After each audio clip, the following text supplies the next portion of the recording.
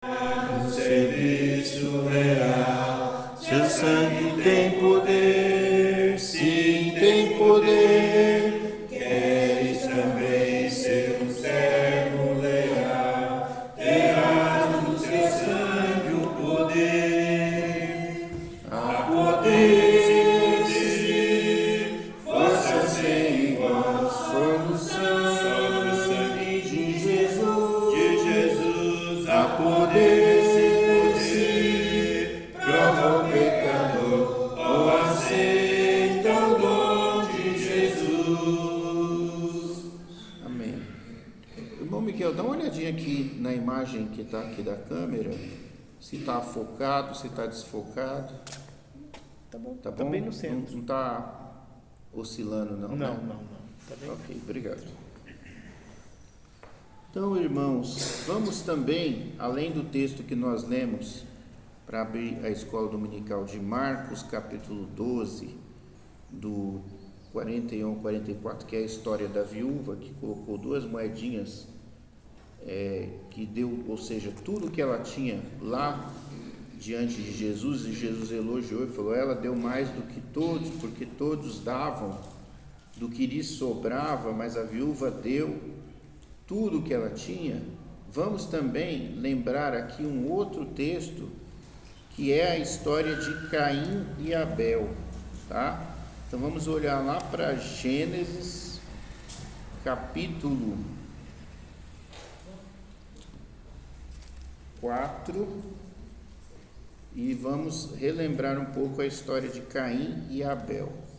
Versículo 1 diz assim: Adão teve relações com Eva, sua mulher, e ela engravidou e deu à luz Caim.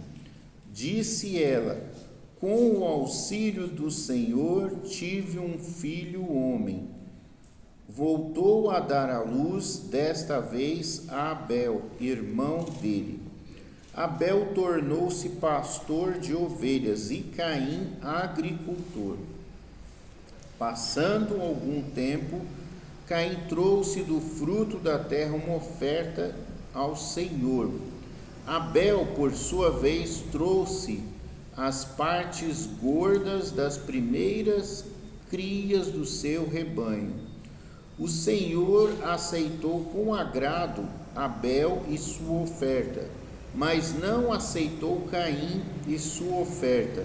Por isso Caim se enfureceu o seu rosto, e o seu rosto se transformou. O Senhor disse a Caim: por que você está furioso? Por que se transformou o seu rosto? Se você fizer o bem, não será aceito, mas se não o fizer, saiba que o pecado ameaça a porta, e ele deseja conquistá-lo, mas você deve dominá-lo. Disse, porém, Caim a seu irmão Abel: vamos para o campo. E quando estavam lá, Caim atacou seu irmão Abel e o matou.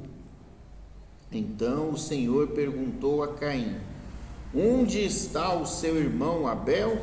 Respondeu ele: não sei, sou eu o responsável por meu irmão? Disse o Senhor: o que foi que você fez? Escute, da terra o sangue do seu irmão está clamando. Agora, amaldiçoado é você pela terra que abriu a sua boca para receber da sua mão o sangue do seu irmão. Quando você cultivar a terra, esta não lhe dará mais a sua força. Você será um fugitivo errante pelo mundo. Disse Caim ao Senhor: meu castigo é maior do que posso suportar. Hoje me expulsas desta terra e terei que me esconder da tua face e serei um fugitivo errante pelo mundo, e qualquer que me encontrar me matará. Mas o Senhor lhe respondeu: não será assim. Se alguém matar Caim, sofrerá 7 vezes a vingança. E o Senhor colocou em Caim um sinal para que ninguém que viesse a encontrá-lo o matasse. Então Caim afastou-se da presença do Senhor e foi viver na terra de Nod, a leste do Éden. Então nós lemos aqui o capítulo 4 até o versículo 16, a história de Caim e de Abel. Nós já tínhamos lido a história da viúva pobre em Marcos 12. E agora eu vou ler aqui com os irmãos 2 Coríntios, capítulo 7. E eu vou ler aqui com os irmãos apenas um único versículo, que esse é o versículo central da aula que eu gostaria de dar hoje. 2 Coríntios, capítulo 7, versículo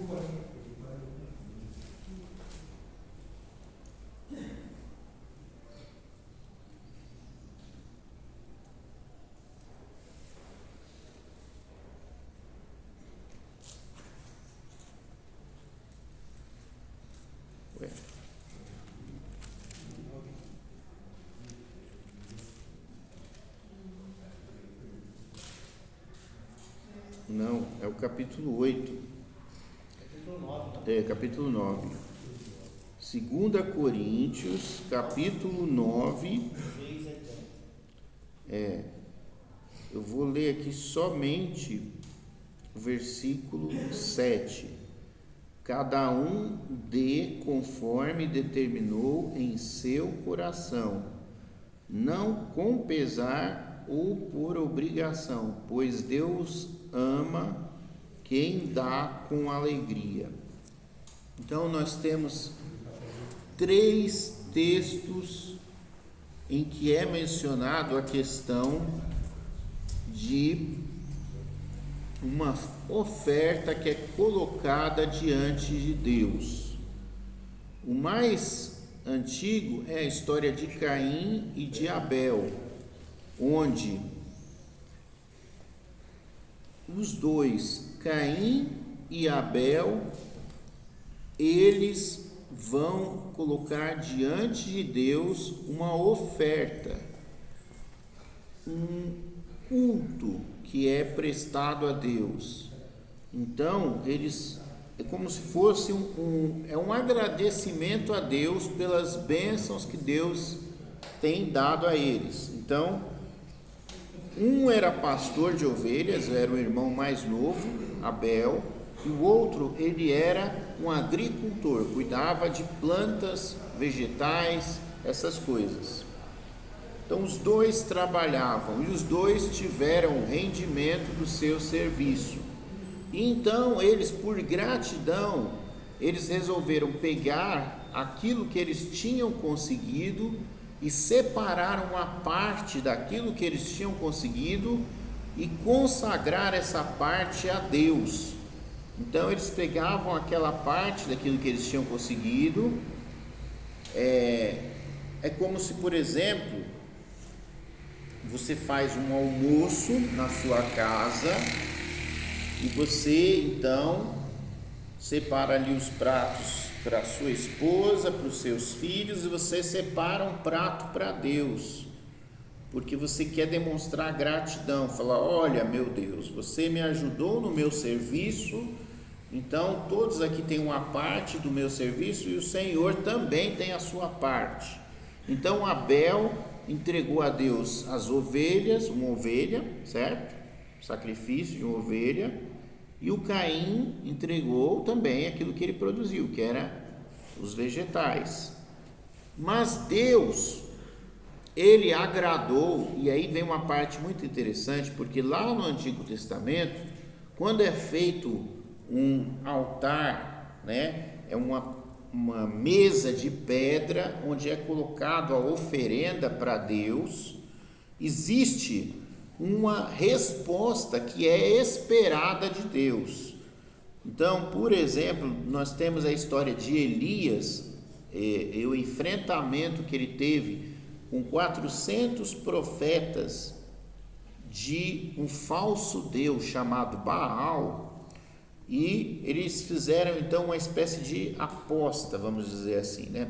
Eu quero falar numa linguagem bem simples, de maneira que qualquer pessoa consiga entender, não só aqui como na internet, né? Então, eles fizeram assim: vamos ver quem é o Deus verdadeiro. E fizeram então um altar de Baal, e Elias fez um altar do Deus de Israel, que é o nome Yahvé. E aí então os profetas de Baal colocaram ali o sacrifício e não aconteceu nada, não houve resposta nenhuma, porque o Deus Baal é um falso Deus, não existe. Por trás, a Bíblia ensina, ao longo da Bíblia, se você pegar, você vai ver que por trás das falsas divindades, no máximo, o que pode haver é um demônio, um espírito fraco, né? Um anjo caído. Então não houve resposta. No altar que Elias fez, Elias ainda foi escrachado, né? Ele pegou e molhou o altar. Ele esperava que Deus respondesse com fogo do céu, e Elias, para humilhar os falsos profetas, molhou todo o altar, para não pegar fogo mesmo. E aí esperou a resposta de Deus. Aí Deus lá do céu mandou um relâmpago, ele foi, bateu lá no altar, queimou o altar com fogo, com água, com tudo que tinha. Foi aquela fumaceira e a água sumiu, evaporou, e ficou então reconhecido que o verdadeiro Deus é o Deus de Israel. Ele é o único Deus que existe nesse mundo. Então, da mesma forma, a Bíblia não fala na história de Caim e de Abel, mas houve algum reconhecimento. A Bíblia não fala, mas é um reconhecimento que ficou perceptível, a diferença, né? Que Deus aceitou o sacrifício que Abel fez. Ele pegou ali, a gente leu ali o animalzinho mais gordo ali, colocou e sacrificou. E para Caim, Deus não reconheceu. Então, a Bíblia não fala por que Deus não reconheceu a oferta de Caim.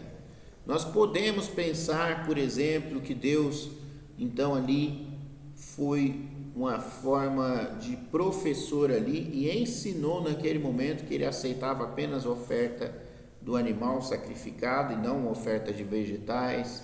Nós podemos criar várias teorias, falar: Abel fez uma oferta do melhor animal, mais gordinho. Podemos criar várias teorias.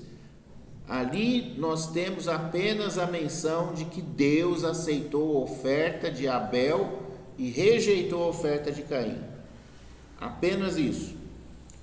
Fato. Não diz o porquê. Caim, porque a história, primeiro que a história só quer focar no que Caim fez, a resposta de Caim. Então, eles fizeram oferta, Deus deu uma resposta negativa para Caim, e Caim ficou triste, Caim ficou com o rosto transtornado, dava para ver na face de Caim, né, o desagrado de Caim. E aí nós vimos que Deus conversou com Caim, e ele falou: Caim, por que você está com esse rosto transtornado, né, esse semblante triste? Se você fizer as coisas corretamente, você também não vai ser aceito, Caim. Certo? Ele deu essa resposta para Caim. Então, a aula de hoje eu quero focar nisso, que não é qualquer coisa que Deus aceita como culto, como oferta. Existe algo que vai ser aceito por Deus, e existe outras coisas que não vão ser aceitas por Deus.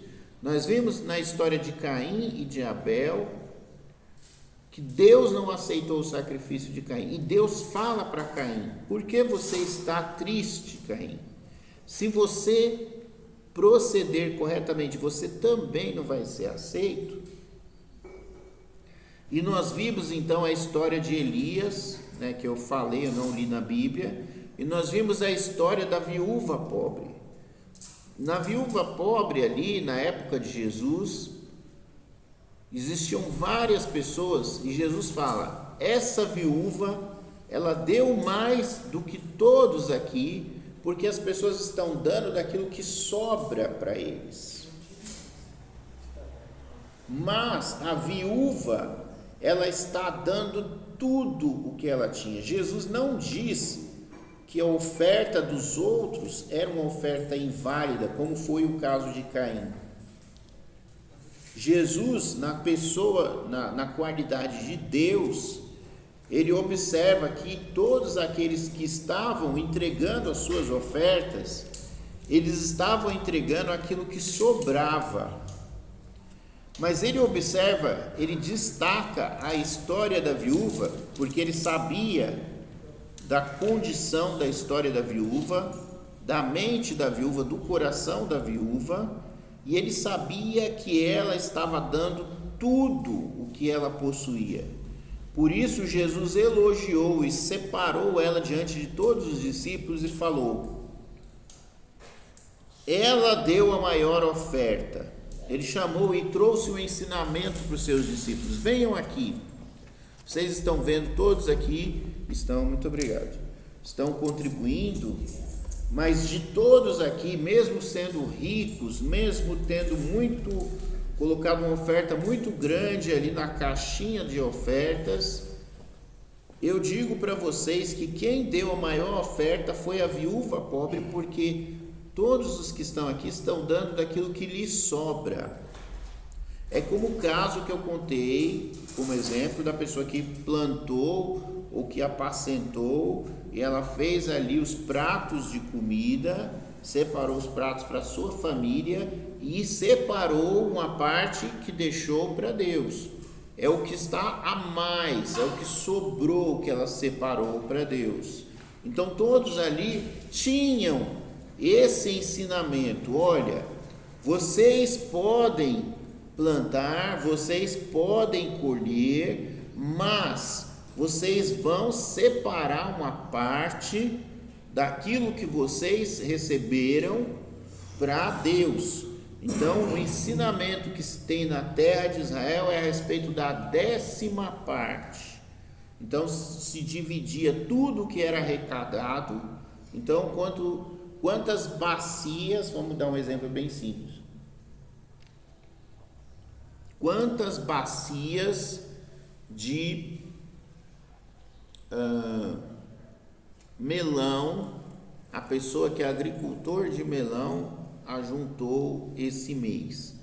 Ele ajuntou 10 bacias cheias de melões. Então ele vai ficar com 9 bacias, e a 10ª bacia ele vai levar lá no templo, seja na época que não tinha templo, que era uma barraca, que era chamada tenda da revelação, ou seja na época que o templo de pedra foi construído, ele levava lá como oferta, consagrava a Deus.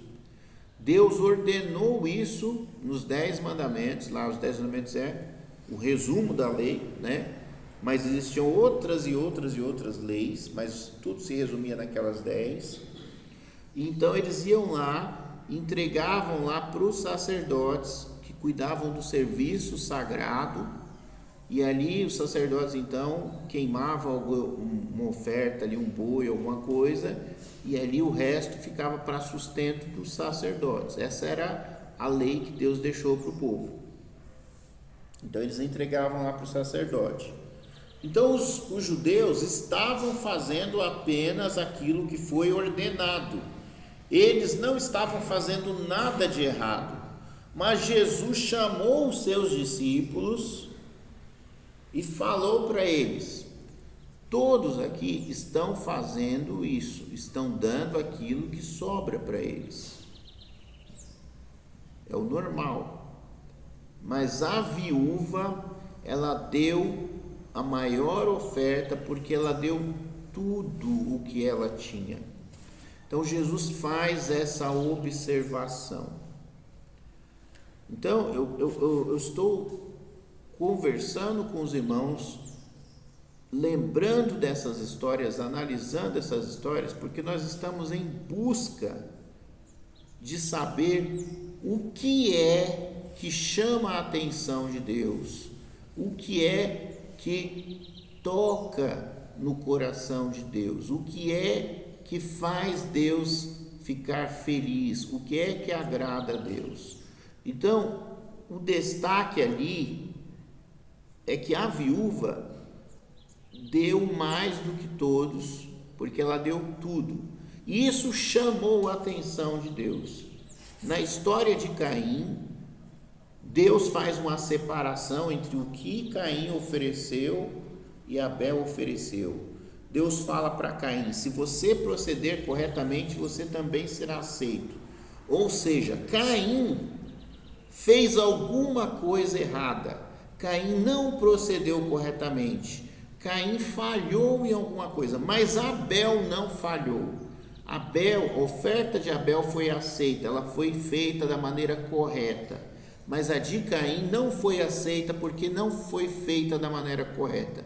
Não sabemos o que é a maneira correta. Nós só sabemos do foco da história, que era mostrar o castigo de Caim, porque ele matou ao seu irmão. Por que ele matou o seu irmão? A Bíblia vai falar no Novo Testamento: porque as obras do seu irmão foram boas e as dele foram ruins. Ele foi ciúmes, foi inveja, a coisa mais boba, mais simples possível. E isso aí, ele matou o irmão dele por causa disso. Deus aceitou o seu presente e não aceitou o meu. Estou com raiva. Mata o irmão. É isso que a história quer mostrar, apenas isso. Mas nós vamos olhar para essa história e observar que Deus falou para Caim: se você fizer a oferta correta, você vai ser aceito também. Então existe aquilo que é correto e aquilo que não é correto. Nós temos, por exemplo, o caso da história de Elias, que nós não lemos, mas está lá em Reis e Crônicas. Ele enfrentou ali os profetas de Baal e ele ofereceu o sacrifício. Os profetas de Baal ofereceram o sacrifício. Ele era apenas um e os profetas eram 400. Mas aconteceu que houve a resposta, porque o sacrifício, apesar do sacrifício ser o mesmo, tanto para um quanto para outro, certo? Era talvez boi, certo? A diferença na história de Elias não é na oferta, não é na oferta, ali é diferente, é no Deus que vai receber a oferta. Então, primeira coisa, não adianta você se relacionar com qualquer entidade. Vamos supor que fosse um demônio lá, que tivesse ali representado o Deus Baal. Deus, que é o Deus verdadeiro, não permitiu que ele fosse lá e tocasse fogo no altar. Um demônio, na qualidade de um espírito, de um anjo, ele poderia ter feito alguma coisa sobrenatural, mas ele não pôde fazer. O único que na história de Elias respondeu com fogo do céu é o Deus legítimo e verdadeiro, o Deus de Abraão, o Deus de Isaac e o Deus de Jacó. Então, não é apenas fazer uma oferenda, importa para quem você faz a oferenda. Não é fazer uma oferenda qualquer. Existe a oferenda correta, existe a oferenda falsa. Na história da viúva pobre, Deus, que é o que vai receber a oferta, a oferenda, ele é capaz de notar que aquela viúva deu mais do que todos. E ele elogia ela diante dos discípulos e fala: essa daqui deu tudo o que possuía, por isso que eu considero que ela deu mais. Não é a quantidade da oferta, é a qualidade. É a qualidade. Então, nós sabemos que não é a quantidade, nós sabemos que é a qualidade.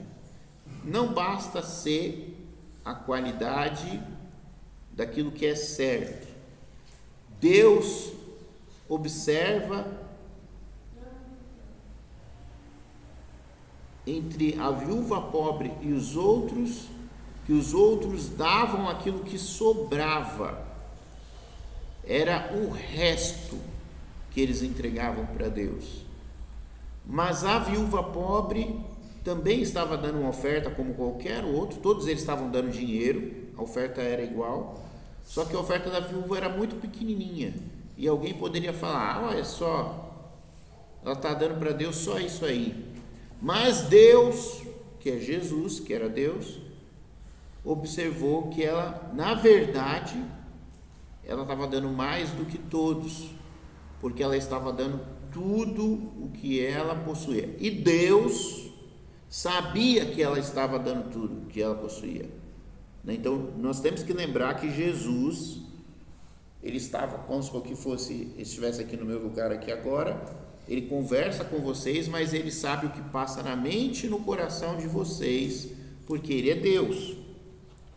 Claramente, ao longo da história de Jesus, qualquer história que vocês forem ler de Jesus, vocês vão observar que Jesus sabe tudo. Ele sabe o futuro, sabe o passado, sabe o que a pessoa está pensando na hora, ele sabe tudo, porque ele é Deus, tá? Então nós observamos essas coisas, mas o versículo central que eu trouxe aqui para os irmãos é esse de 2 Coríntios, capítulo 9, versículo 7. Eu vou ler de novo. Cada um dê conforme determinou em seu coração. Não está falando aqui uma quantidade X.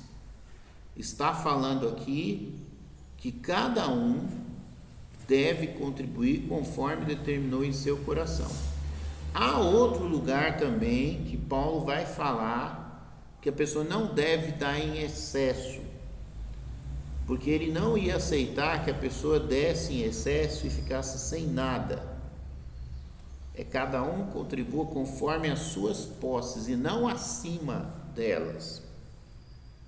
Então, o objetivo das contribuições aqui, se vocês lerem o capítulo 9 e o capítulo 8 ali, do 16 em diante, vocês vão ver que existia, ou até mais para trás, vocês vão ver que existia uma situação de dificuldade, e essas ofertas, essas contribuições era uma assistência social para suprir uma necessidade, uma fome que estava ocorrendo. Então isso era algo especial, não está falando da contribuição corriqueira, está falando de uma situação de calamidade pública. Sabe quando dá aquela enchente que derruba a casa de todo mundo numa cidade, aí vem pessoas de diversas partes do Brasil e leva ali cesta básica? Era isso que estava acontecendo, né? Então, o que é dito, não só naquele outro texto que eu não li também aqui, que eu falei que não é para dar acima, porque senão você vai precisar de ajuda também, não é para você ficar prejudicado, não é para tapar um buraco, abrir outro buraco. Ninguém era para contribuir acima da sua possibilidade. Paulo não ia aceitar, isso é um outro texto. Mas ele, nesse texto aqui, ele fala: cada um contribua conforme determinou em seu coração. Não tem um valor, você dá aquilo que você sentir que deve dar.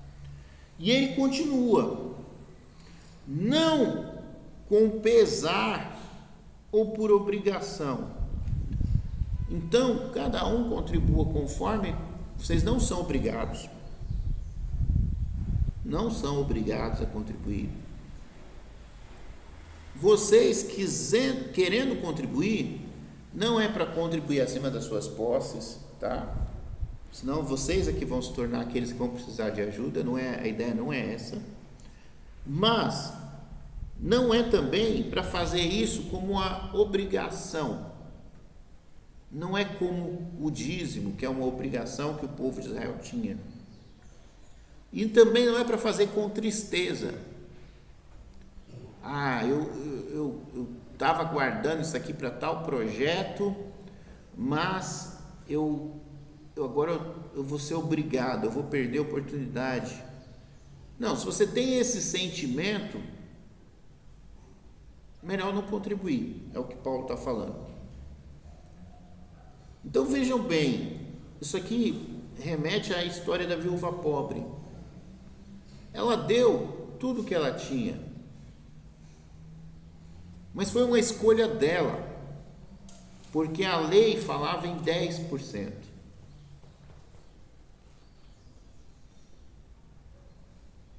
E Deus observou que ela deu tudo o que ela tinha. Então nós temos aqui coisas que chamam a atenção de Deus.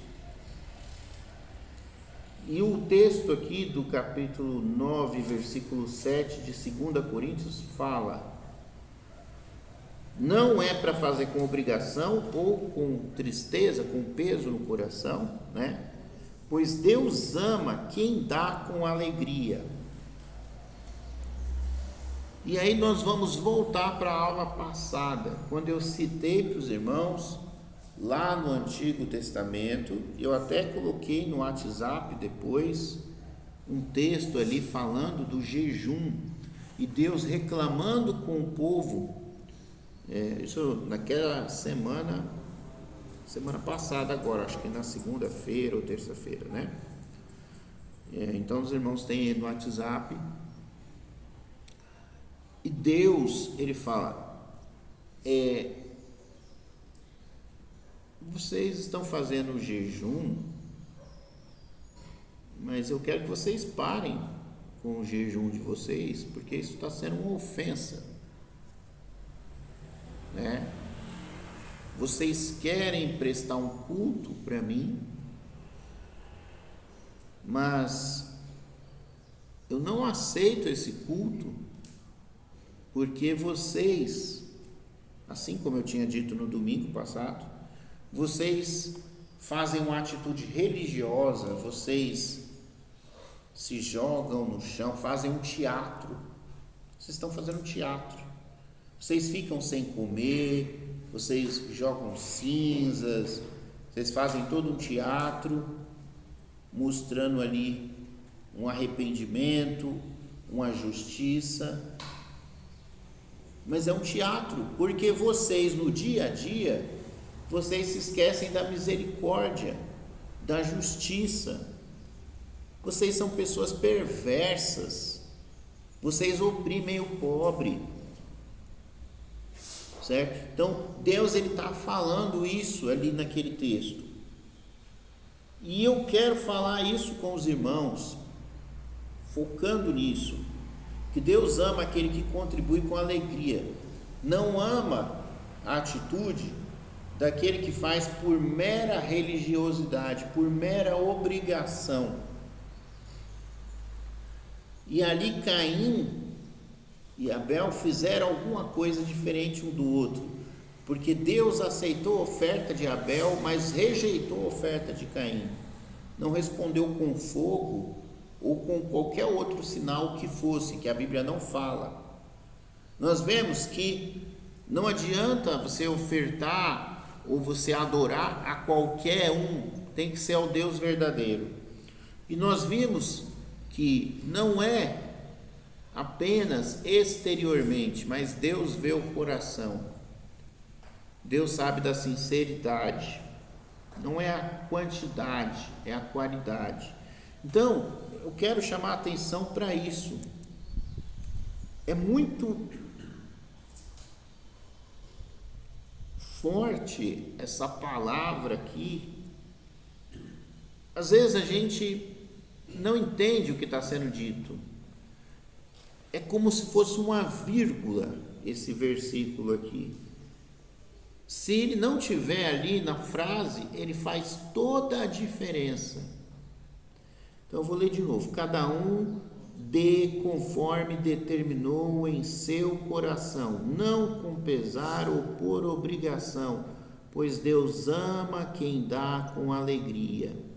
Eu não estou falando de oferta financeira, não estou falando de dízimo, não estou falando disso.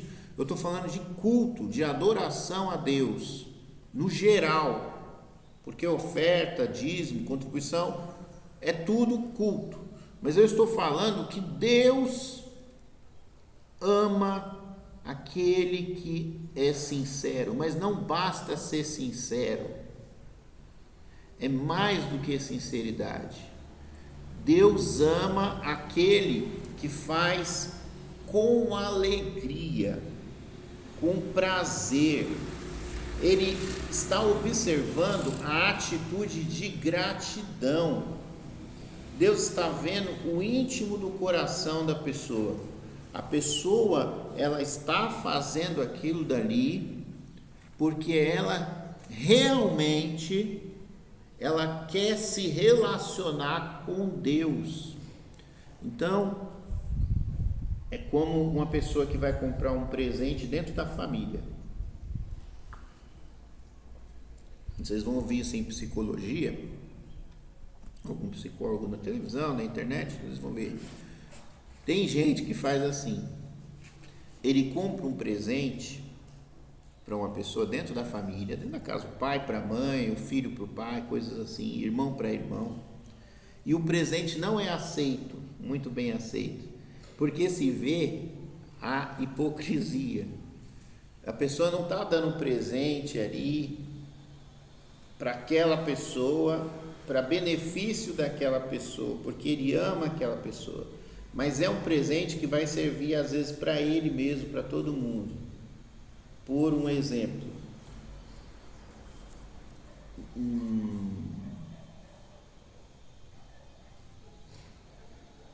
irmão, eu comprei um videogame para você, só tem uma televisão na casa, na sala, eu comprei um videogame para você.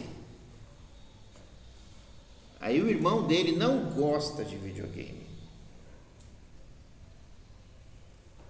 ele gosta de bicicleta, ele não gosta de videogame, mas o outro irmão está dando de presente um videogame, só que o outro irmão gosta de videogame, então ele está dando para o irmão dele que gosta de bicicleta um videogame que ele gosta, ou seja, ele não está dando um videogame para o irmão dele, é para ele mesmo, quem vai usar é ele mesmo, está entendendo? Então, um presente com segundas intenções.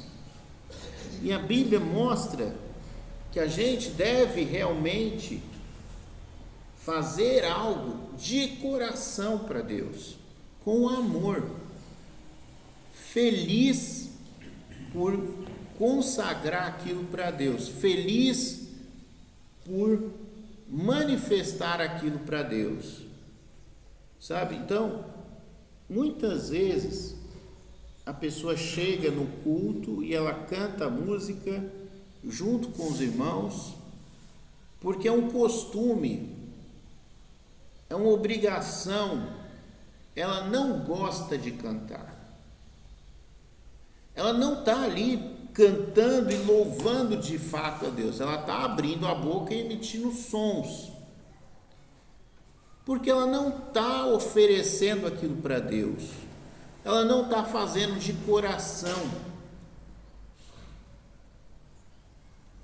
porque ela não gosta de cantar. Estão entendendo? Então, o que for ser oferecido para Deus tem que ser oferecido de coração, que você gosta, você está fazendo aquilo porque você está dando o seu melhor para Deus, você quer que Deus fique feliz com aquilo. Quando você está realmente buscando a felicidade de Deus, buscando agradar a Deus, buscando manifestar a sua gratidão, então vamos voltar lá nas bacias, as 10 cestas de melão. A pessoa tinha que entregar a 10ª cesta, separava a 10ª cesta, ele fazia um propósito. Por exemplo, vamos usar a história de Jacó. Jacó fugiu do irmão Esaú, porque Jacó trapaceou o irmão Esaú e roubou a bênção que era dada para o mais velho. Enganou Esaú e foi embora. Fugiu porque o irmão dele falou que ia matar ele. Ia mesmo, né? E aí ele passou no lugar, teve um sonho no lugar, uma visão, um sonho. E aí então ele fez um propósito com Deus. Ele, não foi Deus que mandou, ele ofereceu para Deus. Ele falou: se o Senhor me abençoar, eu vou destinar do que o Senhor me abençoar, a 10ª parte do que o Senhor me abençoar, eu vou entregar para ti. Vamos colocar uma coisa bem mais complicada para a gente entender. Vamos usar a história da mãe de Samuel. A mãe de Samuel era desonrada. Não é questão de ter filho ou não. Não é essa a questão. A questão não é, eu quero ter um filho. Não é essa a questão. A questão é que a mulher que não tinha filhos entre o povo de Deus, ela era uma mulher considerada amaldiçoada, esquecida por Deus. O marido da mãe de Samuel tinha uma segunda esposa, porque eu já falei para os irmãos na aula passada que naquela época da lei, daquele lá, era normal, se você não tinha filhos com a mulher, você podia casar com outra e ter filhos com outra, porque você tinha que ter uma família com filhos. Por quê? Vamos explicar o porquê, que às vezes a pessoa não entende. Um homem e uma mulher se casavam naquela época. O objetivo era construir uma empresa. A família era uma empresa. A empresa depende de filhos. Se você tem filhos, a sua empresa prospera. Se você não tem filhos, a sua empresa não vai existir. Então você vai ler lá no livro de Salmos: olha, herança do Senhor são os filhos. Quem se cerca deles não vai passar dificuldade. Então um homem e uma mulher que tinham filhos, além dos filhos serem trabalhadores, e formava então o clã, formava a empresa, certo? Onde todo mundo trabalhava e a família ia crescendo, ia prosperando, certo? Então a Bíblia fala: é melhor serem 2 do que 1, porque tem melhor paga do seu salário. Então quanto mais pessoas na mesma família, maior é a renda daquela família. Então tinha muitos filhos, era positivo, se sobrevivia, mais pessoas para lavrar, para cuidar do gado, a família prosperava, é mais gente trabalhando, mais mãos trabalhando. Então isso era uma empresa, família era uma empresa, tá? E aí então era abençoada a pessoa que tinha muitos filhos. E quando o casal não tinha filhos, eles estavam fracassados, falidos, estavam fritos. Então podia o marido arrumar uma outra esposa para ter filhos, porque senão eles, tanto o marido e a esposa legítima, certo? A primeira, eles iam estar na pobreza, na miséria, certo? Então tem diversas coisas, por exemplo, vejam bem, filho era uma coisa muito séria. Se esperava que o filho fosse o seu enfermeiro, certo? Na sua velhice. Se esperava que o filho fosse o soldado na família. Então, o pai e a mãe tinham filhos, muitos filhos, além de conseguir sustento, eles se defendiam. Era igual aquela situação que o lobo faz, anda junto, né? Para se proteger. Então era a forma de proteção, era a polícia, certo? Então quando chegava alguém para ameaçar alguém da família, como eles eram muitos, né? Então tinha que enfrentar muitos ali. Então tinha tudo isso, muitas funcionalidades na família, por isso que se fala até nos filmes, né? Daquele Velozes e Furiosos, hoje fala família é tudo, porque um protege o outro. Era esse o trato social da família, ainda é, né? Era para ser, né? Mas enfim, a família está se destruindo. Então a família era uma coisa que trazia proteção de todas as formas, sucesso, tudo estava relacionado à família. Então aí podia, tanto que até o rei tinha a rainha e tinha tem vários nomes lá, concubinas, consortes, aumentava a família real, tinha essas coisas. Bom, então a Ana, a mãe de Samuel, ela estava humilhada, porque a família estava no sustento. A família tinha filhos, só que o filho era da outra. E então, como tinha essa cultura de Israel, de falar, aquela mulher que não tem filhos foi esquecida por Deus, está amaldiçoada, pela sociedade, Ana era mal vista, e o pior, a outra mulher, do marido dela, debochava dela. Então ela sofria, e ela só queria um filho para ela limpar o nome dela. E então ela foi e pediu o filho para Deus. E ela pediu e pediu e pediu. Ela falou: quer saber, Deus? Se o Senhor me der esse filho, eu vou te devolver ele, eu vou consagrar ele, porque eu só quero ser honrada. Eu quero que o Senhor mostre para as pessoas que eu não fui esquecida. É só isso. É lógico que Deus deu Samuel e depois deu muitos outros filhos para Ana mesmo, porque Deus é misericordioso, é bondoso, etc. Mas, então, vejam bem o caso extremo. Ela entregou para Deus o próprio filho.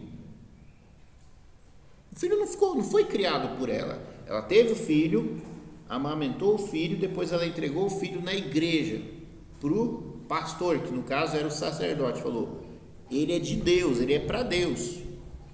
Eu pedi ele para Deus, é de Deus. Eu fiz um pacto com Deus, toma aqui. E ela não criou o filho, ficou sendo criado pelo sacerdote Eli. E depois Deus abençoou e deu muitos mais filhos para ela. Então é uma história extrema. Não é para você ficar fazendo isso, tá? Não é para você ficar fazendo, fazer coisa errada. Não estou ensinando ninguém a sair fazendo coisa errada. Mas eu quero mostrar o que é a pessoa querer agradar a Deus. Ela quis agradar a Deus. Se o Senhor me honrar, eu te honrarei. Eu vou entregar o meu melhor, que é aquilo que eu pedi, o meu filho. Então, se trata disso, de você realmente estar querendo comunicar com Deus, você entregar o seu melhor para Deus, você fazer isso de coração, com alegria, demonstrando gratidão. Ana demonstrou a gratidão que ela tinha, o amor que ela tinha por Deus. Ela entregou o melhor que foi tão sofrido para ela ter, ela consagrou para Deus. A viúva pobre deu tudo o que ela tinha. Elias arriscou a vida dele. Ele enfrentou, não foi? Gente, 400 homens é um exército. A gente fala profeta de Baal, ele enfrentou, foi um exército. Foi um exército, foi uma batalha espiritual. Ele sozinho contra um exército de 400 falsos profetas.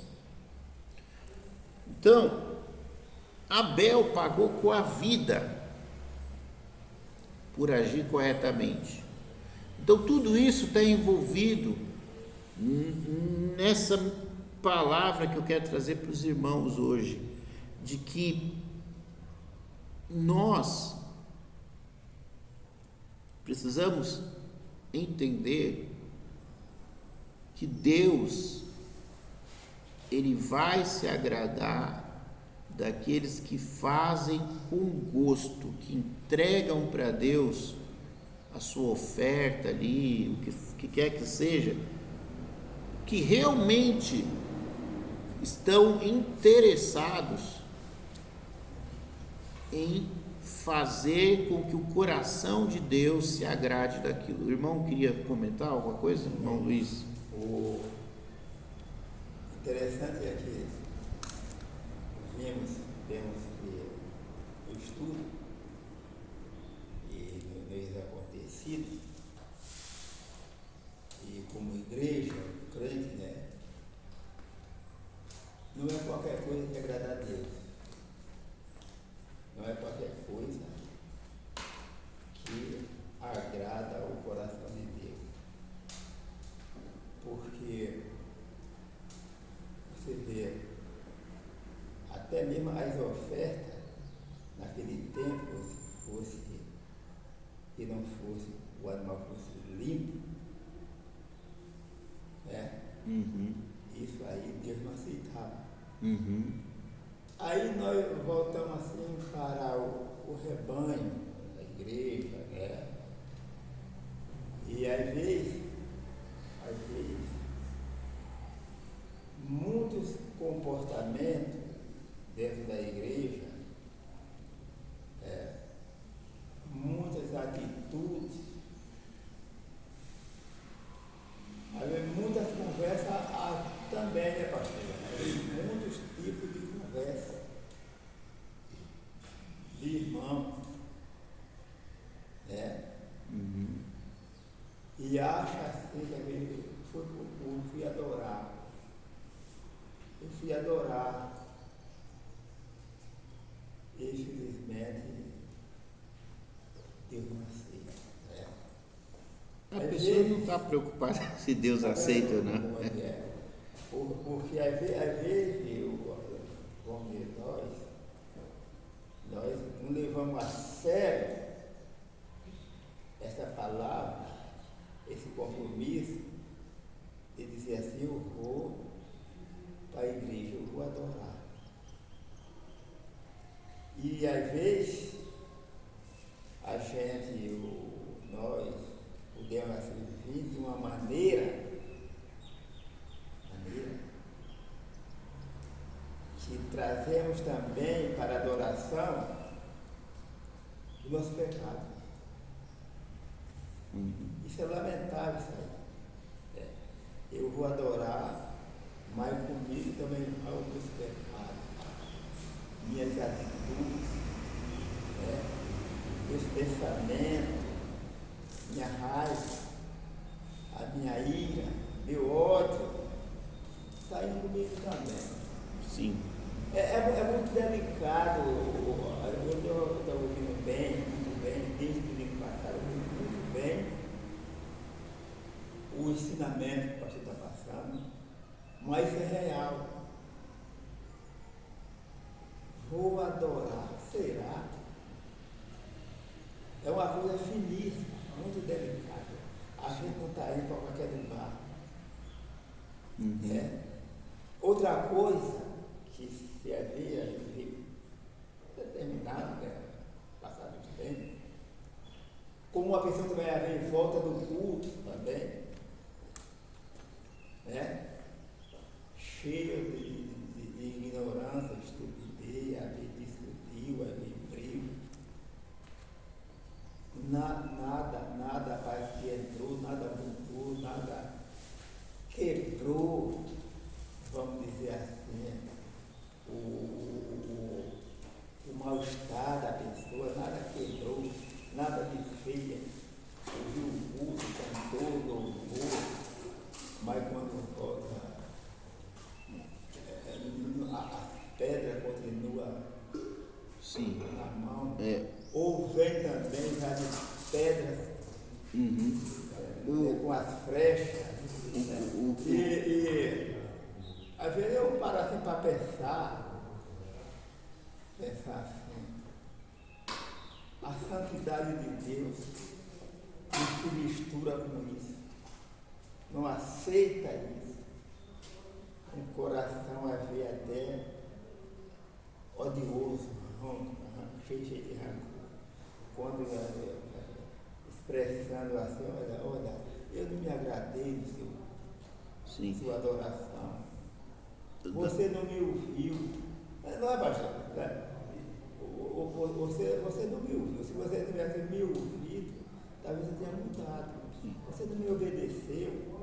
Cantou, pregou, orou, tomou ceia, teve participação. É lamentável ver a nossa história. Sim. Quando Deus não muda e diz, olha, Não me agradei Sim. da sua oferta. Você deu muito, mas eu não quis. Eu prefiro o pequenininho, o valor dessa mulher. Quer dizer, em outras palavras, né? É vergonhoso às vezes para a pessoa. Fica com vergonha disso. Olha, esse povo aí deram o que queria para aparecer, para se amostrar, para achar que é melhor, saber mais do que os outros. É. Mas eu não quero isso aí não. Leva com tu mesmo. Eu não quero isso. Mas Deus é santíssimo, é poderoso. Às vezes eu fico pensando, quando a gente vai orar, o que a gente deve fazer primeiro? Orar antes daquela oração, já orar pedindo perdão. Senhor Deus, olha, eu vou para a igreja, meu Deus, olha, que seja aceito, né? E porque é assim mesmo. E é por isso, que a Bíblia diz que por essas coisas, muito são enfermos. Sim, lá na aula do domingo passado, eu citei, por exemplo, o julgamento no céu, no último dia, né? E eu falei que ia pessoas lá diante de Deus, né? E Deus vai falar, vocês vão para o fogo eterno porque eu tive fome, e vocês não me deram de comer, eu tive sede, vocês não me deram de beber, certo? Então, a Bíblia, ela orienta que aquilo que a gente faz para o próximo também é culto a Deus. E se a gente deixa de fazer, está sendo contado. Então, ali foi contado o que deixou de ser feito. Quando foi que o povo pergunta para Deus, quando foi que nós vimos o Senhor com fome e não te demos de comer? E Deus vai falar, quando vocês deixaram de fazer a um desses pequeninos, vocês deixaram de fazer a mim. Tá? E tem outro julgamento, que é aqueles que fizeram. A gente falou que pecaram, como alguém citou, por omissão, e tem aqueles que pecaram fazendo mesmo, né? Fizeram, mas fizeram errado. Então, a pessoa fala, eu preguei, eu expulsei demônio, fiz cura, isso, aquilo, falei línguas, o que foi? Deus fala, se afasta de mim que eu não te conheço. Então, com que critério? E um dos critérios, então, que a gente pode ver é esse daqui, né? Deus ama a quem o adora com alegria. É aquilo que Jesus ensinou, em espírito e em verdade, no íntimo do coração. Mas a observação aqui não é para a gente observar o culto no geral, é para nós observarmos a nós mesmos. Sempre você deve olhar para você mesmo, né? Salve-se a você. Todos aqui estão aprendendo. Se a pessoa quiser ir para o inferno, problema dela. Você cuide de você. Todos têm conhecimento. Cada um é responsável por si mesmo, cada um faz suas escolhas. Ninguém tem desculpa. Ninguém pode falar, o pastor não avisou. Foi avisado sim, né? Mas tem muitas coisas que o irmão até falou, por exemplo, aquela questão da ovelhinha lá. Não oferece para Deus, está lá nos 10 mandamentos, né? 10 mandamentos, como eu falei, é só o nome, né? O resumo, tem 600 e tantas leis, né?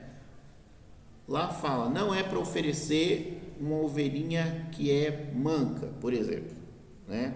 Por quê? Será que é Deus preocupado com a forma da ovelhinha? Não, mas Ele está querendo, através daquilo, um ensinamento para o povo de que Deus quer algo que seja o melhor. É para impedir pessoas de fazer as coisas, entregar para Deus qualquer coisa, de qualquer jeito, tá? Existe o princípio das primícias. Às vezes a gente fala no número 10%, né? Mas o princípio da primícia não é notado. O princípio da primícia é assim: eu tenho 10 abacaxis, então eu vou entregar um abacaxi para Deus e vou ficar com 9. Isso é os 10%. Mas acima dele tem o princípio da primícia. A primícia quer dizer o melhor. Então eu tenho 10 abacaxis. Qual desses 10 abacaxis é o mais bonito, o mais gordinho, o mais apetitoso? É esse que eu vou dar para Deus. Então, entre os 10, qual do abacaxi é o mais perfeito, o melhor? Esse é que eu vou escolher, tá? Então, não é, eu vou dar 10% e eu separei a 10ª parte, tá bom. Não é só isso. Parece que é só isso, mas não é só isso. Deus, ele precisa receber o melhor. Você tem 10 carros, você vai dar o seu melhor carro. Sabe por quê? Porque às vezes eu tenho 10 carros, eu tenho 9 Fuscas e eu tenho uma Ferrari. A quantidade ali é a mesma, mas a qualidade está na Ferrari. A Ferrari vale mais do que os 9 Fuscas. Então, Deus deve receber o melhor, porque isso aí, a lei é interessante que ela é didática, ela é educativa, ela cria essas coisas para treinar as pessoas, para educar as pessoas a dar o melhor para Deus.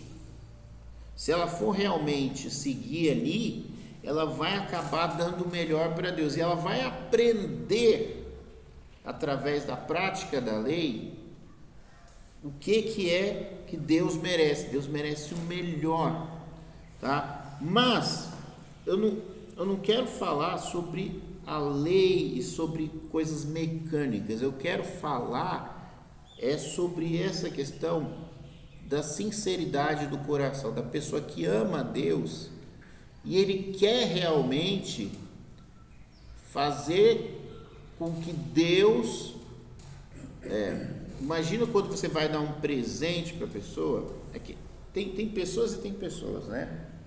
Mas vou dar um exemplo bem simples.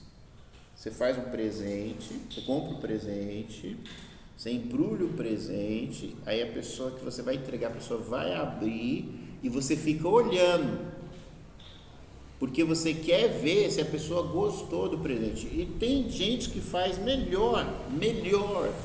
Ele não quer ver se a pessoa gostou do presente, ele quer fazer uma surpresa, ele quer que a pessoa dê um uau, né?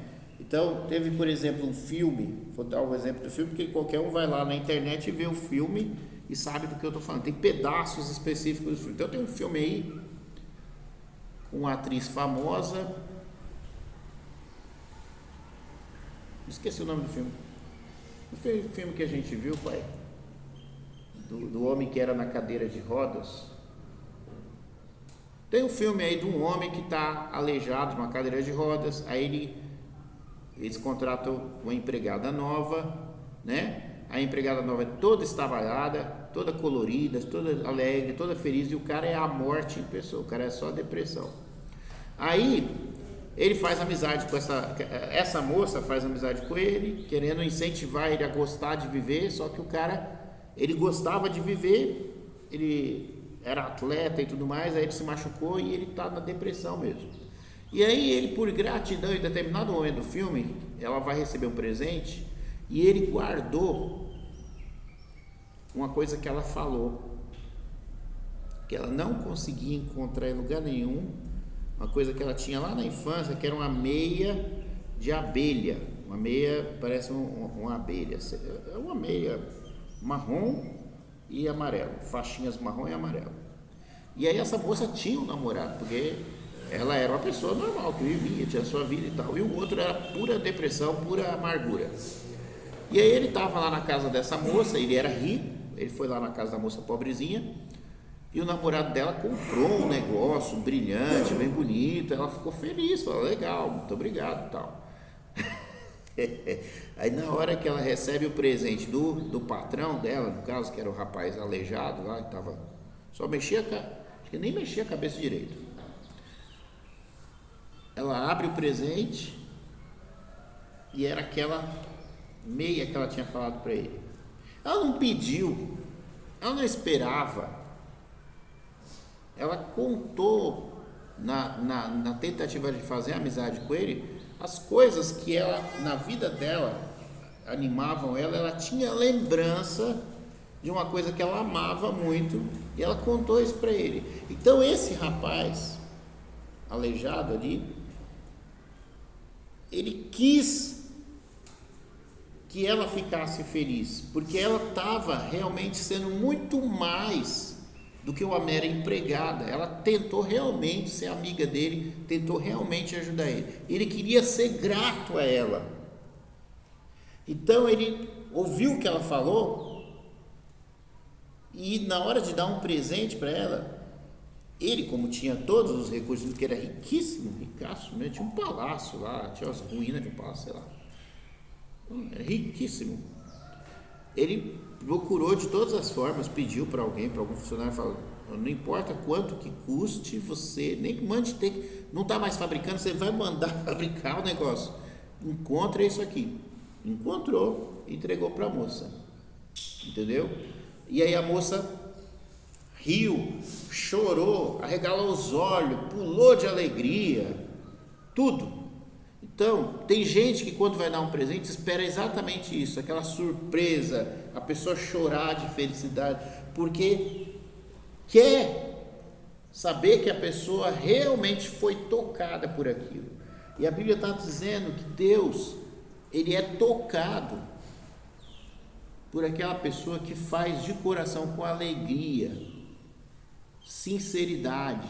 Deus ama aquele que faz aquilo com prazer, a pessoa que é realmente grata, que demonstra realmente gratidão, que quer realmente ter uma amizade com Deus, um relacionamento com Deus. Como eu sempre tenho batido nessa tecla, que a fé é relacionamento com Deus.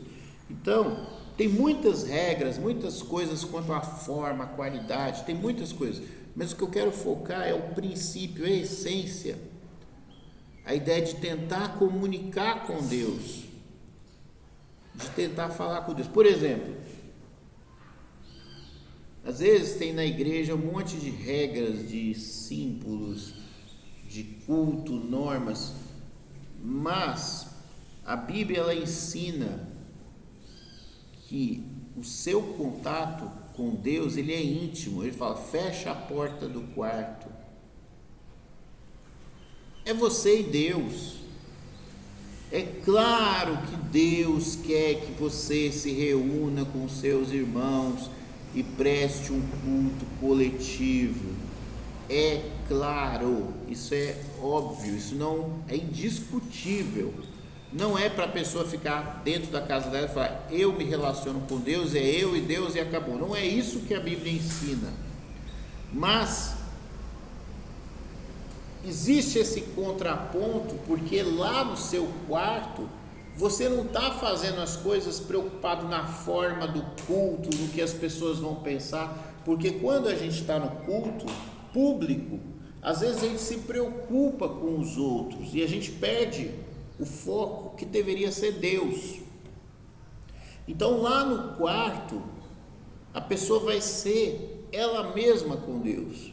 Se ela tiver de chorar, ela vai chorar. Se ela tiver de gritar, ela vai gritar. Se ela tiver de cantar, ela vai cantar, sabendo ou não cantar, porque às vezes a pessoa dentro da igreja não canta com vergonha. Às vezes a pessoa não se derrama diante de Deus com vergonha do que os outros vão pensar. Porque quer queira ou quer não, tenhamos que admitir que as nossas igrejas, as mais antigas, as mais tradicionais, com a nossa cultura importada de outros lugares, não reflete a realidade brasileira, do que o povo brasileiro é. O povo brasileiro, ele está mais para o africano do que para o europeu americano. Então, por isso tem havido, ao longo de muito tempo, uma mudança nas músicas, né? Tudo é bonito, tudo é belo, mas eu pergunto, não é para mim, é para vocês. Qual que é a diferença de um hino cantado do cantor cristão, a capela ou com instrumentos de um louvor. Se vocês não observam, saibam que eu observo. O que é que toca no coração de vocês que vocês cantam com gosto? Vocês cantam com gosto o hino, conforme a tradição?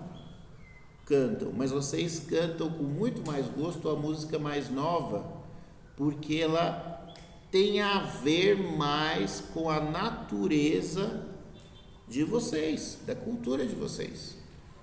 E se ela fosse ainda um samba, uma outra coisa mais cultural, talvez se vocês se soltassem mais ainda e fossem mais, cantassem com mais vontade ainda, porque são coisas de cultura. Mas eu não estou querendo trabalhar com isso hoje. Hoje eu quero falar sobre Deus. Eu não estou falando sobre você, eu estou falando sobre Deus.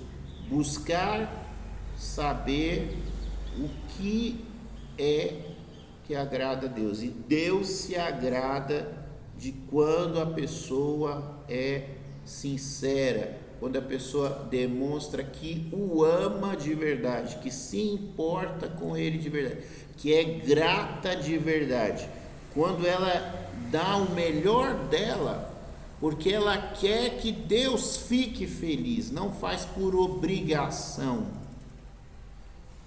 ela quer realmente comunicar com Deus.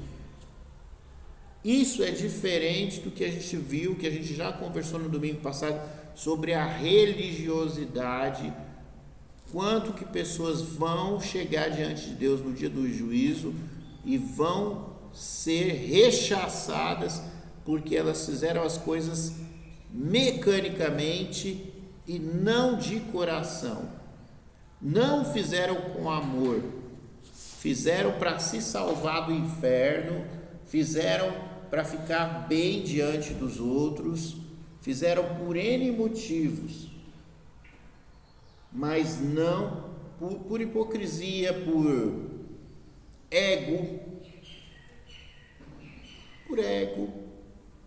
mas não porque queria realmente fazer Deus. Tem uma palavra no grego chamada charis, que é graça, que alguém falou já há muito tempo atrás,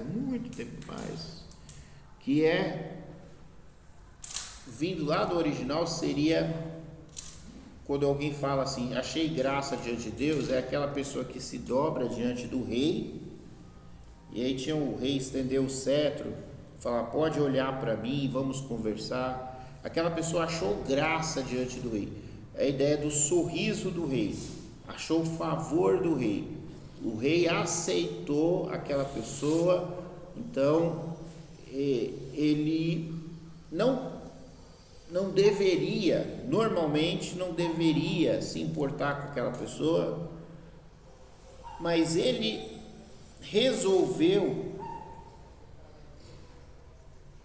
ouvir aquela pessoa, recebeu aquela pessoa, teve uma audiência com aquela pessoa, então aquela pessoa achou graça diante do rei.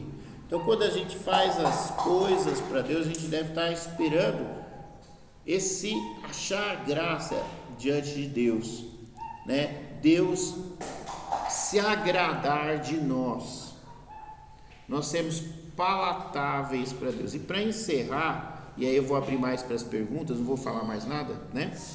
Para encerrar, lá em Romanos capítulo 12, primeiro versículo diz assim: rogo-vos, pois, eu que apresentei os vossos corpos como sacrifício vivo, santo e agradável a Deus, que é o vosso culto racional. E eu quero juntar esse versículo com o que Jesus falou, que nós somos o sal da terra e a luz do mundo. E Jesus falou, se o sal se tornar insípido, com que a gente vai restaurar o sabor? Se o sal perder o sabor, como é que a gente vai usar, fazer o sal voltar a ter sabor? Não vai prestar para mais nada o sal. Então, o sal, vou usar o exemplo do sal para os irmãos entenderem. O sal, você joga ele na salada, para a salada ter gosto. Estou falando eu, tá? Então, eu jogo lá um pouquinho de sal. Você pode jogar também, às vezes, um azeite, alguma coisa. Temperar a salada para ela ficar bem gostosa. Se você não coloca sal, fica muito difícil de comer a salada. Então imagina que a salada é o culto que é prestado para Deus.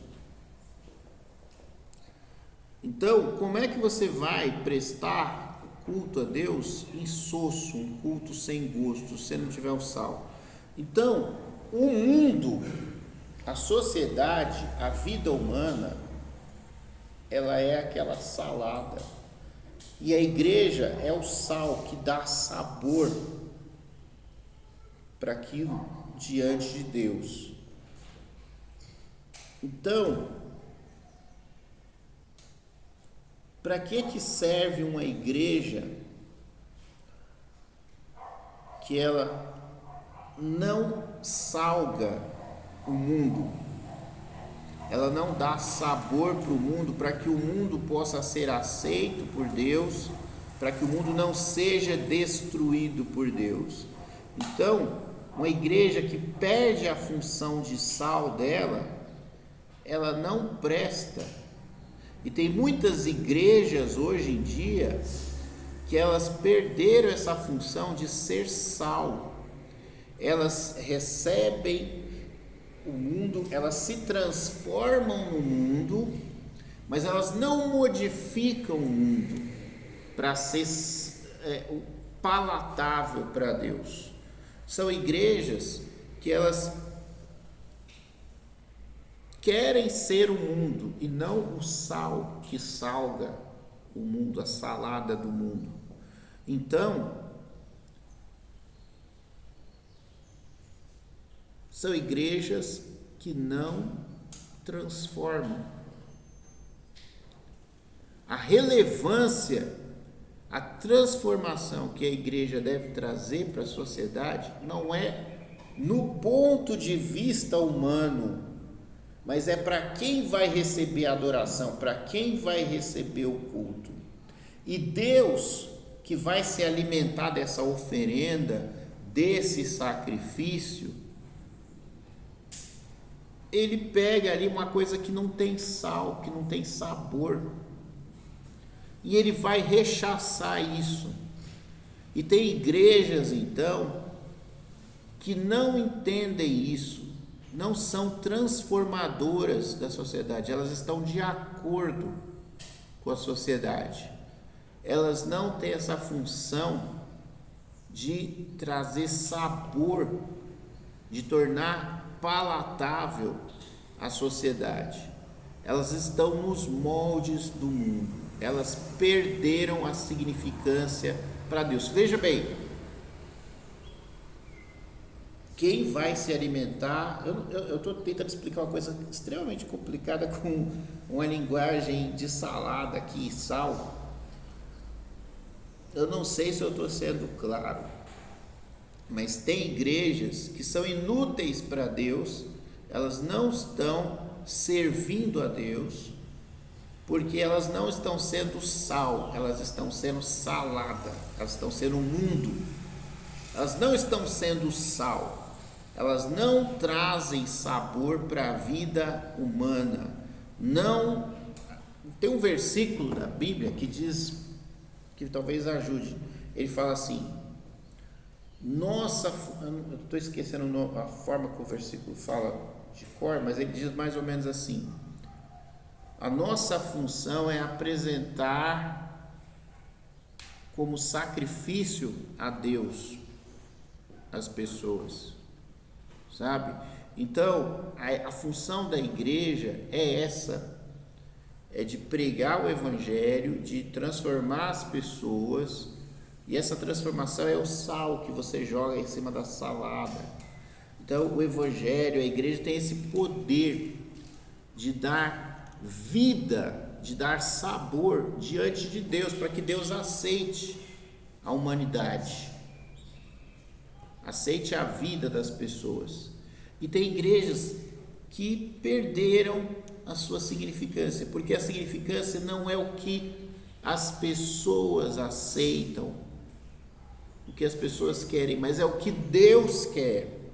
Então, quando você se procura agradar o mundo, agradar a sociedade, nos moldes da sociedade, se moldar aos padrões da sociedade, você desagrada a Deus, porque a igreja tem que prestar um culto a Deus. E quando ela está agradando a sociedade, ela está prestando um culto ao mundo. A sociedade está agradando todo mundo, mas não está agradando a Deus. O Evangelho de Deus, ele, na igreja, ele traz um sabor diferente para a sociedade, tira todas as coisas ruins, né? As impurezas, porque o sal também ele é como se fosse um álcool, né? Ele tira sujeira, impureza. Tanto para você pegar uma carne, né? Quem é lá do Nordeste sabe, você quer conservar a carne, né? Você joga lá no sal e tudo, e ela fica conservadinha e dura acho que meses pode durar, né? É igual uma geladeira, certo? Os irmãos estão confirmando, então é isso mesmo. Conserva, certo? Conserva. Então vamos supor que o mundo então não é uma salada, o mundo é uma carne. Com a igreja, é o sal da terra, ela vai fazer com que a carne não apodreça. Deus vai conseguir se alimentar dessa carne. A carne vai ser aceita por Deus, porque não está podre, não está cheio de bicho. Que o sal conserva. A igreja é isso. Mas tem igreja que está virando carne, está deixando de ser sal, ela não transforma, ela não conserva, as coisas apodrecem dentro da igreja, porque ela não é sal, tá? Então, era isso que eu queria falar. Agora eu vou abrir para perguntas, quem quiser comentar, pode comentar, pode falar. Pastor, essas coisas muito delicadas, né? A igreja é o sal, o crente é luz, vocês são a lâmpada, e daí vai todas as histórias, E às vezes, na vida do crente, na vida dos servos, isso aí não são cumpridos, isso aí não tem colocado em prática, né? Parece que às vezes as palavras, os desacordos, parece que avança mais do que fazer o bem, ou uma palavra de bem, né? Mas eu vou começar. Eu acho muito interessante a função do médico. A pessoa chega lá com o médico, por exemplo, com o dedo quebrado ou qualquer coisa, o médico ele não pergunta outra coisa a não ser: em que eu posso te ajudar aí? O que aconteceu? Eu quero te ajudar, vou te ajudar. Vamos ver o que aconteceu. E você conta o problema para o médico. E o médico, dificilmente, ele responde mal ou áspero, né? Às vezes, você chega também para o seu pastor,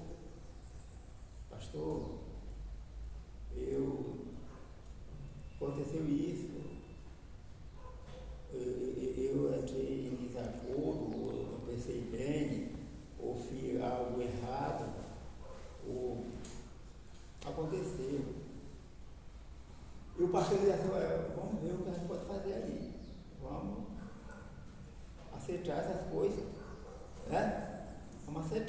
as coisas, não pode ficar assim mesmo, não. Eu vou fazer isso, eu vou pensar nisso, eu vou conversar isso, eu vou dizer isso, eu vou, entendeu? Eu vou te ajudar. Mas todos estão. Às vezes você conta um problema seu, bom irmão, e a resposta é o contrário. Para que você foi falar? Você não sabe que você não pode? Agora você já fez isso também. Quer dizer, não salva, nem tem sabor para com aquele irmão ferido, machucado. Não tem sabor, não tem bom sabor. Parece que é outra pancada em cima. Então são muitas coisas que às vezes os crentes, nós, precisamos de lidar com seus certos problemas. O cara levou um trupicão, sabe o que é trupicão? Eu posso chamar lá, não, trupicão. Tropeçou. E aí veio o pastor para chamar a atenção, peraí. Mas é doido de falar assim? Você anda que nem doido. É lamentável, é cansoso esse serviço. Outro dia direto assim, você estava bem cego, olhando para você outro. Quando isso, a resposta de que ele foi contar, ele não esperaria isso. Não esperaria isso. Porra, mas peraí. Deixa para lá. Vai mais devagar, anda mais devagar. Então, meu pastor, tudo isso a gente tem observado duas fases. Uns vêm para ser bênção na sua vida, diante da nossa fraqueza. Entendeu? Isso aí é na minha vida. Recebeu essa resposta. Isso é na vida do pastor. O pastor, aquele pastor também é não sei o quê. É pastor não sei o quê. Quer dizer, são pessoas que às vezes eu fico pensando, a gente precisa muito, quando for falar, ou não falar da nossa fraqueza, nossa delícia, da nossa queda, da nossa ferida, a todo mundo. Porque nem todo traz para nós um bom sabor. Nem todos transmitem o que era para transmitir. Transmite segundo a vontade do mundo, até do diabo.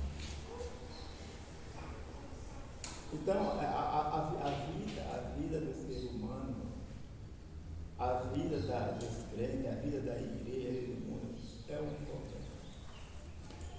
É um problema. Traz muito problema. Pai, a gente não sabe falar com o filho. Isso é lamentável. Não procura amenizar a dor do filho, a dor de alguém, a dor do pastor, a dor do irmão. Não tem isso não. Não tem isso não. Me desculpa ter falado, parece que é de inclinação.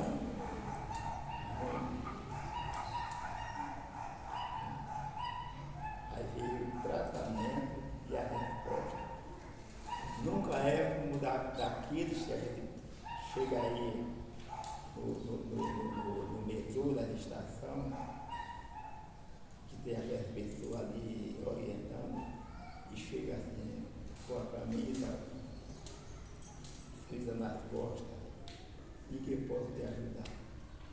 Em que posso te ajudar? Essas coisas é tão bom, quando a gente chega doente, doído, E alguém me disse assim, não, eu vou te ajudar. Parece que a dor estava 100%, eu vou já 50%. Daqui a pouco a dor sai. É tão bom a gente conversar com quem é pela gente, com quem defende a gente. Mas tem pessoas que não é a favor da gente, ele para estar a favor do problema, para ajudar no problema. Onde vamos parar?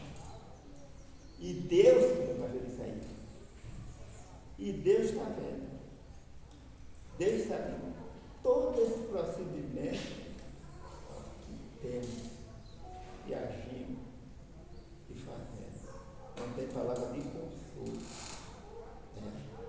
Um outro. Filho, leva com Deus, foi com palavra errado, está errado. Mas quando ele vem pedir um socorro, uma ajuda, uma solução para nós. Aí fala mal do governo, fala mal da autoridade, fala mal do pastor, fala mal do irmão, e aí está cantando louvor, adorando a Deus. Meu Deus, não reflete quase um segundo só. O reconhece um minuto também, que também é um carente da misericórdia de Deus. Mas alguém quer falar alguma coisa, perguntar alguma coisa, algum comentário? Quero falar sobre os 3 textos que você leu, de Gênesis e de Marcos, né? E Coríntios. O que eu pude aprender nesses 3 textos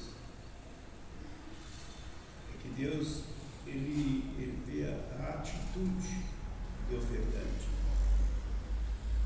Quando ele fala lá para Caim, fala, se você não procedesse diferente, a diferença está aí no proceder. Que a atitude não é o sacrifício, né? Porque o Abel ofereceu carne e Caim ofereceu frutas. Foi a atitude de Abel que fez a diferença. Deus queria dizer para Caim que a atitude dele não foi a atitude correta. Então, quando se trata de oferta, é questão da atitude. A atitude dos fariseus estava contribuindo lá, naquele culto em que ele não estava presente. Ele jogava um monte de dinheiro, fazia bastante barulho, todo mundo ouvia que ele estava contribuindo. Então, a atitude deles era uma atitude errônea, porque eles estavam dando o que sobrava, não uma atitude de culto a Deus, de adoração a Deus. A viúva deu tudo que tinha, porque ela só tinha as 2 moedinhas. Mas a atitude do coração dela em agradar a Deus foi oferecer as 2 moedinhas.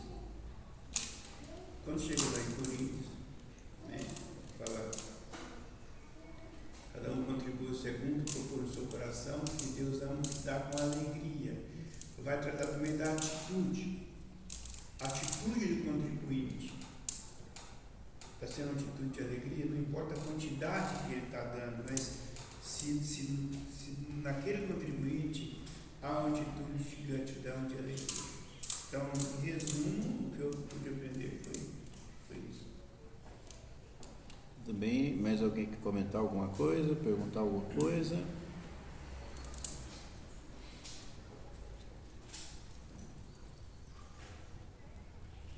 Manifeste-se agora ou quer-se para sempre? Não? Então, pode falar. Eu concordo com o que o pastor falou, que nós, como cristãos, tudo que nós iremos fazer para Deus, o que vamos fazer para Deus, é com atitude e gratidão. Se não tiver isso no nosso coração, a gente não faz nada. Ou tudo que a gente faz meramente assim por questão de cumprir o protocolo.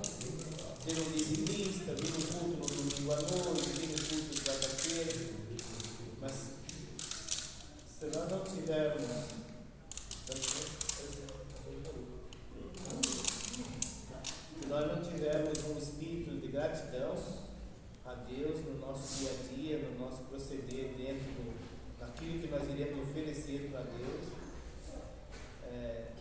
fica como os fariseus lá. Do mesmo jeito, eu acho que a gente tem que focar nesse proceder. Né? Fazer de coração, né? Não por obrigação. Bem, às vezes a gente. Porque eu vou dirigir um culto na igreja, porque eu vi seu profissional. Você tem que ir por amor a Deus, fazer de coração. Às vezes a gente bate de teclas que a gente já ouviu, já sabe, mas é preciso relembrar, é preciso também aqui gravar e passar para outras pessoas, né? E às vezes tem alguma coisa que nem a gente leu, colocou alguns textos, às vezes cria algum argumento novo para a gente aprender, né? Para ensinar, para passar para frente, né? Então às vezes é só isso. A gente, hoje em dia está sendo um problema, porque tem muita gente pensando que teólogo ele tem que gerar uma contribuição nova, igual um filósofo, uma análise sociológica, blá blá blá blá blá blá blá blá. Mas dentro de uma igreja o negócio é guardar a doutrina, é procurar não mudar. E aí as pessoas se cansam e se desviam da fé porque elas querem que a igreja inove, que a igreja mude. E não é isso. É manter as doutrinas como sempre foram. Não tem que mudar nada, não tem que acrescentar nada, né? Bom, se tiver mais alguém que quer falar, senão a gente vai encerrar a escola. Então vamos encerrar. Pedir para o pastor Antônio fazer a oração para encerrar então a escola dominical dessa manhã. Antes de encerrar, eu quero dar uma palavra. Nazaré, bem, obrigado pela sua presença. A saudade. Vou desligar aqui a gravação então, tá?